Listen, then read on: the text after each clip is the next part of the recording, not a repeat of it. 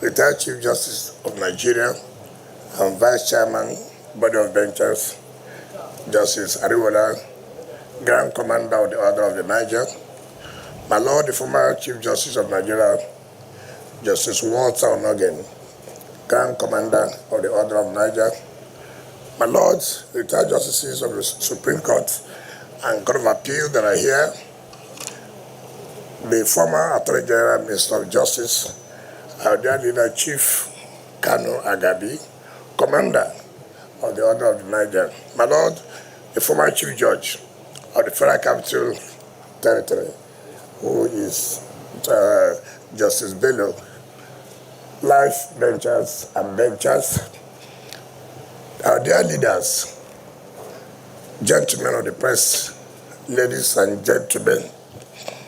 Mr. Chairman, let me, on behalf of the Federal Capital Territory, most sincerely thank you and the benchers and life benchers that have come out here today in support of this program. When I came in here, I saw the array of leaders in the legal profession and the retired justices of the Supreme Court and the Chief Justices of Nigeria.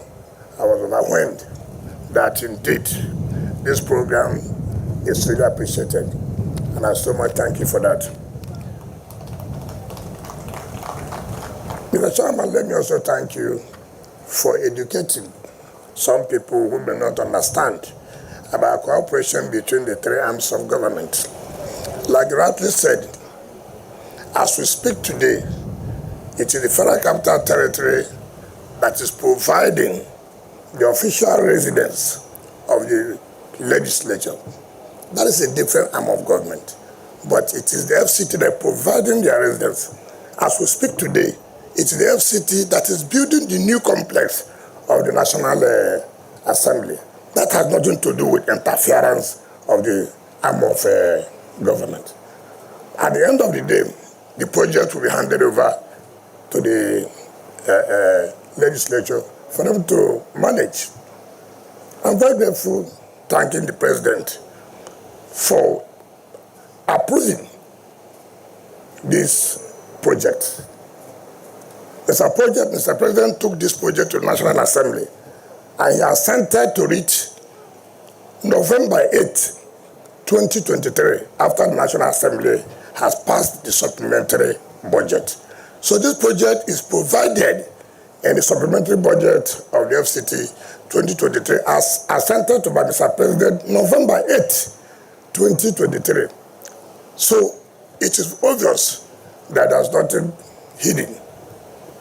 But for the procurement process, by now we should have been talking about the roofing of this project. But of course, it takes you 4, 5, 6 months before the procurement process is being completed. But I can assure you that this is not one of those public projects where you say that you have started and the project is being abandoned. No, this project must be completed in 10 months' time. Mr. Chairman, like I also said, the same time this project was approved, Mr. President also approved providing other infrastructure in Nigerian Law School. On Monday, we'll be in Nigerian Law School, well flagged a project of about 10 residential buildings for the lecturers of Nigerian Law School. Because we felt that it's a public school owned by the government and they lack basic infrastructure. And Mr. President said, look, this has to be done. And he approved for the construction of more residential buildings for the lecturers, which will be flagged off on Monday. And that also will be completed in 10 months' time. The money is there. It's not as if it's a project that has no budget. At least we have 70 to 80% of the funds required for this project. I want to sincerely thank Mr. President for each time you talk about what can enhance the legal profession. He has always given that support. And so I want to thank him for that. And I know, and like you said, you have requested for a fire service station. Let me just say this clearly. I've called the Director of Engineering that should make sure that that is provided in our 2025 budget. You can take this for granted. By 2025, we are going to establish a fire service station within this complex. I'm happy as a lawyer, as a bencher, that people will ask, when you had the opportunity, when you were in the office, what was your contribution to the development of legal education? What is your contribution to the judiciary? You know, it is easy to criticize when you are outside, but when you are given an opportunity and they ask you, what did you do? I will say, yes, as a Minister of FCT, I was able to contribute this. As the Minister of FCT, I was able to do this. And I will go home happy.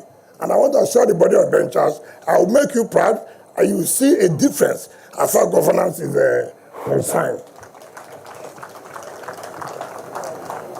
I'm not going to be the one that flagged off this project.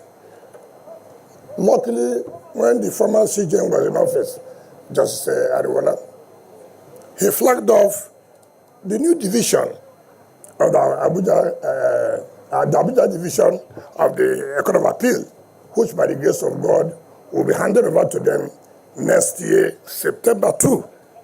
We believe today is how God has made things. The chairman, who is the initiator of this project, is here today. We are flagging up. And the person taking over from him, who is the vice chairman, former CJN, will be the one that will be here when they will commission it. And so, I will allow him to be the one that will lay the foundation of this project. He cannot be here while I'm laying the foundation. He should lay the foundation. Honor must be given to whom honor is due. My dear brothers and sisters, I thank you on behalf of my wife for the honor. For me, I can tell you today, I'm very, very happy, highly elated that you gave me this honor. This honor will propel us to do more for the legal profession. The good thing about us, you know, as a politician, you must have thick skin. I have thick skin. I don't even hear what people say. I don't even see those who are saying, and I can't reply. Three sicknesses a politician must always have. One, you can't see.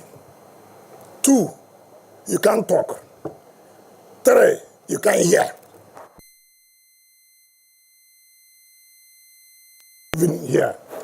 Those who are saying it, you don't even see. And because I can't talk, I cannot reply.